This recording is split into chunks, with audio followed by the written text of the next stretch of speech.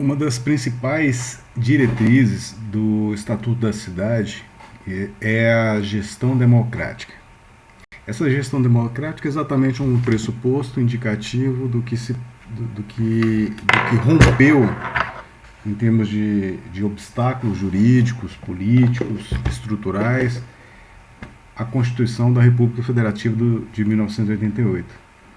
Ao inserir dentro do seu texto um capítulo especificamente tratando da política urbana, estabelecendo mecanismos de democratização da gestão do espaço urbano. E aí vem a regulamentação por meio do Estatuto da Cidade a inserir como uma diretriz extremamente importante neste novo parâmetro, né? Novo até pelo fato de ser, de certo modo, recente, a concretização de medidas que proporcionam uma participação mais efetiva da sociedade nos processos de discussão, de elaboração, de aprovação, execução e cumprimento das medidas estabelecidas que digam respeito aí ao planejamento da ocupação espacial, a execução de medidas relacionadas aos interesses da cidade como um todo, de medidas que, de algum modo, direto ou indireto, tenham interesse na satisfação e cumprimento do princípio da função socioambiental da cidade. Deste modo, nós temos a gestão democrática da cidade como uma diretriz do Estatuto da Cidade, que tem por norte, como referencial, exatamente possibilitar a participação do indivíduo, a participação de grupos, a participação da coletividade como um todo, dentro de todos os processos, de todas as etapas, de todas as fases de discussões, daquilo que deve impulsionar um plano urbanístico, uma política urbanística, que é o termo utilizado pela Constituição de 1988. Pois bem, a gestão democrática da cidade, de acordo com o Estatuto, ele prevê a existência de órgãos colegiados no âmbito nacional, estadual, municipal, e aí acrescente também o Distrito Federal, para exatamente discutir situações relacionadas à política urbana, de como deve ocorrer, de como deve ser feita, daquilo que deve ser implementado efetivamente em todas as esferas de governo, em todos os níveis federados. Em especial, nós podemos destacar no âmbito municipal, um dos exemplos que nós podemos enfatizar é exatamente o Conselho da Cidade, em que há uma participação da sociedade dentro do processo de discussão das políticas urbanísticas que digam respeito a cada um dos municípios. Pois bem, para garantir a observância da gestão democrática da cidade, são estabelecidos alguns mecanismos que a gente já fez algum comentário a respeito, né? Como, por exemplo, a existência de debates promovidos pelo Poder Executivo, pelo Poder Legislativo, pelas universidades, debates que visam exatamente discutir situações relacionadas às problemáticas urbanas, às soluções, à formatação de um planejamento para o enfrentamento das deficiências, para planejar medidas que sejam mais efetivas no que diz respeito à gestão preventiva da ocupação do espaço urbano. Nós temos as audiências públicas, as consultas públicas, que são mecanismos complementares que propiciam ao cidadão aí os meios para se manifestar, para poder se posicionar, questionar, criticar, apresentar sugestões também em todos os meios. Então nós observamos a título exemplificativo momentos, eventos que são geralmente coordenados aí pelo poder público, com a perspectiva de fazer com que a sociedade tome conhecimento das discussões que são necessárias nessa temática e ao mesmo tempo que se impulsione legitimamente discussões tendentes à aprovação daquilo que seja melhor em termos de interesse da cidade. Essas discussões, evidentemente, que tem como respaldo aí a imposição normativa para fazer exatamente com que a sociedade tenha uma legitimidade em todo o processo e que participe efetivamente aí das conquistas em prol dela própria. Nós temos também as conferências que são realizadas, em especial, né, no âmbito aí dos poderes constituídos. Nós temos as conferências que são realizadas nos âmbitos técnicos científicos, nos âmbitos educacionais, visando exatamente discutir situações que são relacionadas a essa temática, voltado mais sob o ponto de vista técnico, científico, mas não pode negligenciar também o papel político nesse processo, o papel político legítimo, evidentemente. Então, nas conferências, com a especificidade de tratar a política urbana, devem ser discutidos necessariamente assuntos de interesse urbano nos níveis nacional, estadual e municipal e do Distrito Federal, conforme o caso. Um outro exemplo, nós temos aí a iniciativa popular de projeto de lei. Então, como foi mencionado na historicidade aí do Estatuto da Cidade, o fórum o fórum criado aí pela sociedade civil que propiciou a inserção, do Estatuto da Cidade, não, da Constituição, da historicidade do direito urbanístico. Nós mencionamos que o papel sobremodo importante da sociedade civil via Fórum Nacional, na discussão das políticas urbanas, que pôde, como resumo, muito embora tenha tido uma restrição, incorporar no texto da Constituição um capítulo que trata aí da política urbana. Então, a iniciativa popular de projeto de lei também é um contexto, ou seja, eu acabei de citar um exemplo que foi incorporado na Constituição, mas os projetos de lei também é uma medida bastante significativa nesse meio. A elaboração de planos, programas, projetos de desenvolvimento urbano e qualquer outra situação que diga respeito à melhoria, à melhor implementação do ordenamento urbano que se deseja. É importante dar ênfase também na gestão democrática da cidade, o papel que está inserido nesse contexto, que é o da gestão orçamentária participativa, em que deve-se promover discussão pública obrigatória sobre propostas do plano plurianual, de lei de diretrizes orçamentárias e orçamento anual. Ou seja, é necessário, sob pena de vício, de nulidade, de ilegalidade, conforme o caso, exatamente a ausência de discussão, a ausência de envolvimento da sociedade, a ausência de participação da sociedade na discussão daquilo que é importante para o exercício aí desses instrumentos que foram mencionados agora há pouco, instrumentos aí do plano plurianual, diretrizes orçamentárias e orçamento anual.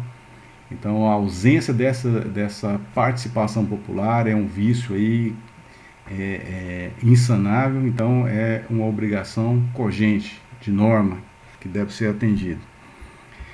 É importante nós observarmos também a possibilidade, nesse processo de gestão democrática da cidade, a possibilidade de existir aí organismos gestores de regiões metropolitanas e aglomerações urbanas, quando há um conglomerado urbano significativo, em que necessariamente nesses organismos deve ter a participação da sociedade. Então, dentro desse contexto, dessa diretriz do Estatuto da Cidade, o papel da gestão democrática é incomensurável. É uma evolução muito significativa que faz com que a sociedade tenha voz e ao mesmo tempo tenha vez dentro desses mecanismos que visam exatamente promover e impulsionar uma adequada política pública em prol da coletividade. Então, o papel da gestão democrática exatamente envolve essas questões. Pois bem, um outro mecanismo importante dentro do contexto do Estatuto da Cidade é o consórcio imobiliário urbano, ou CIU, em que cabe ao município, o município tem a faculdade aí o município pode facultar ao proprietário da área atingido por parcelamento, edificação ou utilização compulsórios ou objeto de regularização fundiária urbana, o consórcio imobiliário, como forma de viabilização financeira do aproveitamento do imóvel. Então nós podemos observar que, dependendo da peculiaridade local e ao mesmo tempo da previsão normativa específica, ou seja, uma lei que trate dentro do contexto urbano deste mecanismo aí do Estatuto da Cidade, é uma opção, uma possibilidade a mais, exatamente como uma forma de mitigar os efeitos da obrigatoriedade, da compulsoriedade que tem o poder público municipal de exigir o parcelamento, a edificação e ou utilização compulsórios, com a perspectiva, uma delas exatamente visando aí a regularização fundiária urbana. Então, o CIU é a viabilização de planos de urbanização, regularização fundiária ou reforma, conservação ou construção de edificação, onde o proprietário transfere ao município imóvel e, após realização das obras, recebe como pagamento unidades imobiliárias urbanizadas e ou edificadas, ficando as demais unidades incorporadas ao patrimônio público. Então, o que nós observamos como um mecanismo também complementar aos instrumentos que nós já mencionamos, dentre eles o direito de preempção, o direito de superfície, a outorga compulsória, a outorga do direito de construir, a transferência do direito de construir.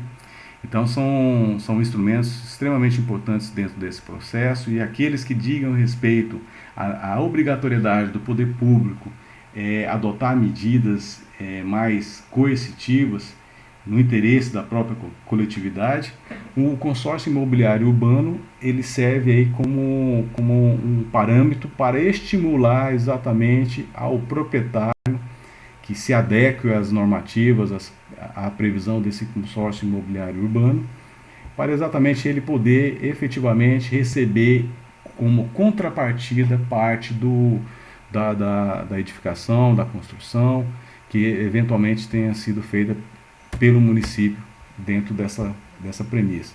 Mas é interessante nós observarmos que o objetivo maior é exatamente a concretização dos planos de urbanização a cargo do município, como também a regularização fundiária, a reforma, conservação ou construção de edificação. Então são situações voltadas mais de modo contundente para unidades aí que digam respeito a um interesse social, para atender às necessidades aí emergentes do município. Existe mais um meio aí de auxílio à busca de soluções aí no caso de deficiência de áreas que o município pode utilizar para implementar as suas políticas públicas urbanísticas de construção, especialmente daquelas que têm interesse social da população de baixa renda. Uma outra previsão do Estatuto da Cidade que é importante destacar nesse momento é exatamente a possibilidade de ter a incidência de improbidade administrativa, que é uma das formas de responsabilização estatal em caso de violação do cumprimento de normas. A improbidade administrativa é como uma espécie de sanção de política, de natureza político-administrativa, previsto na Lei 8.429 de 92, em que estabelece sanções correspondentes, evidentemente, com afastamento de cargo, com indenização conforme o caso, dentre outras medidas. Então nós observamos que essa responsabilidade direta para o chefe do executivo municipal, ela impõe uma série de medidas que devem ser antenadas por parte do mesmo, sob pena de incidência e responder aí por ela. Então nós observamos como improbidade administrativa exatamente o cometimento de fatos que se amoldam nas situações que serão mencionadas neste momento, sem prejuízo de outras responsabilidades estatais, porque a improbidade administrativa é uma sanção de ordem político-administrativa, como eu afirmei. No entanto, não exclui, por exemplo, se na mesma situação, a mesma situação praticada pode configurar crime, ou mesmo infração civil pública. Então, são situações que podem ensejar a aplicação da responsabilidade estatal cumulativamente.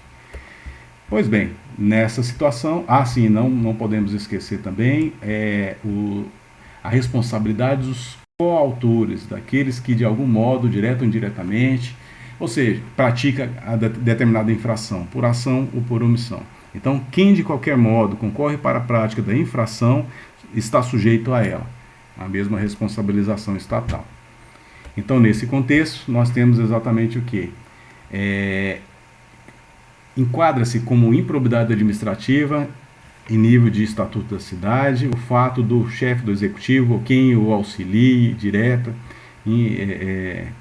quem atue conjuntamente com o chefe do executivo, não dar aproveitamento ao imóvel incorporado por desapropriação. Então, nós observamos que existem hipóteses específicas de desapropriação dentro do estatuto da cidade. Se foi desapropriado para um determinado fim e dentro do prazo de 5 anos não der aquela destinação adequada, pode sujeitar aí o responsável a improbidade, a sanções de improbidade administrativa. Como também utilizar áreas obtidas por preempção, ou seja, direito de preferência. Aplicar recursos de forma da outorga onerosa do direito de construir, da alteração de uso ou de operações consorciadas em desacordo com a norma vigente. Ou seja, a partir do momento que exerce o direito de preferência ou adquire recursos por meio da outorga onerosa do direito de construir, altera a destinação e uso do solo urbano, ou ao mesmo tempo arrecada patrimônio por operações consorciadas que sejam em desacordo com a norma estabelecida, com a norma que delimita esse tipo de situação, sujeita aí o infrator ou infratores a responder por improbidade administrativa. Então aí nós mencionamos algumas formas de sanções aí de improbidade administrativa, como por exemplo afastamento do cargo, como o não exercício de cargos políticos por determinado tempo, o pagamento de indenização, multa.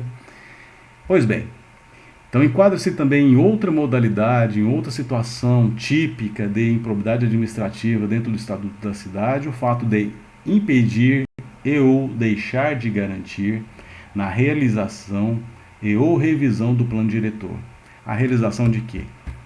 De audiências públicas, os debates com a participação social, dar publicidade ou acesso a documentos e informações produzidos. Então nós observamos em momento anterior que a gestão democrática da cidade é um indicativo que exige o comportamento ativo do poder público para propiciar à sociedade melhores meios de participar de todo o processo de discussão da política urbana.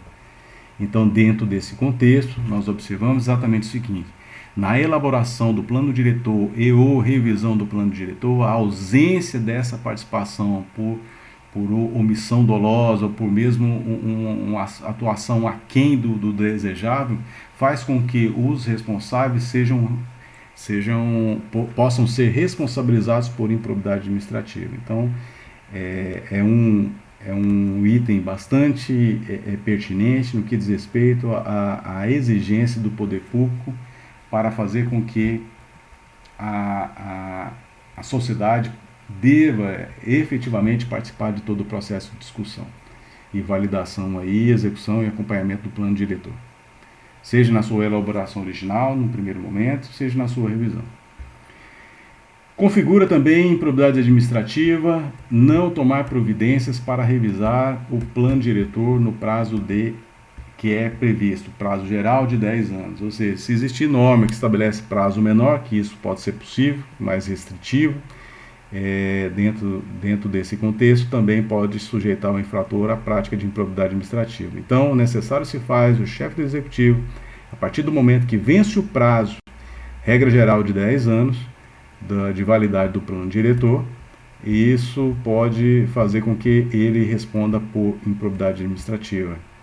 E uma outra situação prevista é exatamente o fato de adquirir imóvel por preempção por valor superior ao mercado, por alguma jogada, por alguma questão de interesse escuso, O fato de exercer o direito de preempção, né, numa situação que deve ser justificado tecnicamente ali que o imóvel possa ser adquirido por valor superior ao mercado, faz com que responda também por improbidade administrativa sem prejuízo do ressarcimento ao erário.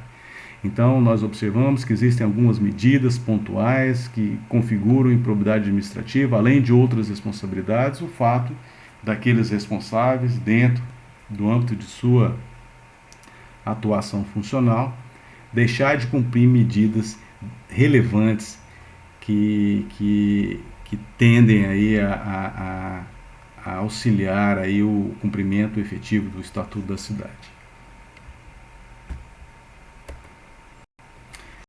E finalizando essa discussão sobre o Estatuto da Cidade, nós temos aí o indicativo de algumas normas complementares, não únicas, evidentemente, para a elaboração e revisão do plano diretor. A primeira delas, inclusive revogada, mas ela pode ser interpretada, pode ser utilizada como interpretação teleológica aí da implementação das medidas relacionadas à confecção e revisão do plano diretor, que é a BNT, NBR 12.267, do ano de 1992. Então, como eu falei, muito embora esteja revogada, nós observamos a possibilidade de ser utilizado como norma, parâmetro. Como referência, isso é importante também, além da própria legislação, que é o Estatuto da Cidade.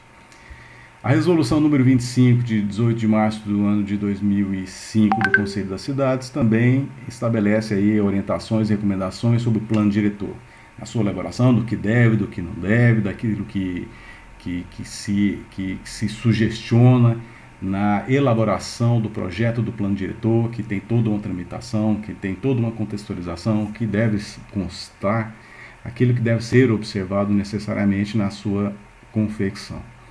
Nós temos também a resolução recomendada 34 do mesmo ano de 2005, em que o próprio Conselho das Cidades estabelece o conteúdo mínimo do plano diretor. Essas observações previstas nessas recomendações, nessas resoluções do Conselho das Cidades, são indicativas.